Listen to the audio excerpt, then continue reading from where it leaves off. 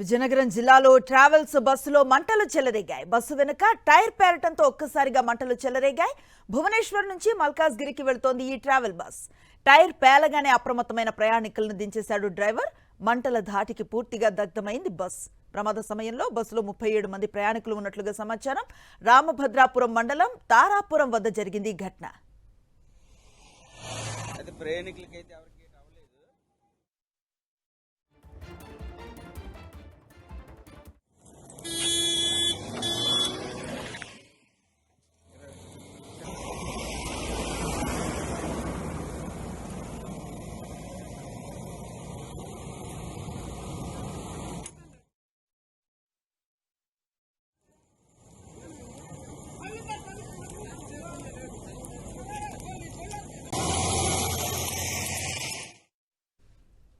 విజయనగరం జిల్లాలో ట్రావెల్స్ బస్సులో మంటలు చెలరేగాయి.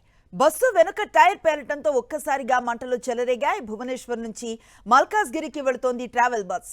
టైర్ పేలగానే అప్రమత్తమైన ప్రయాణికులను దించేశాడు డ్రైవర్.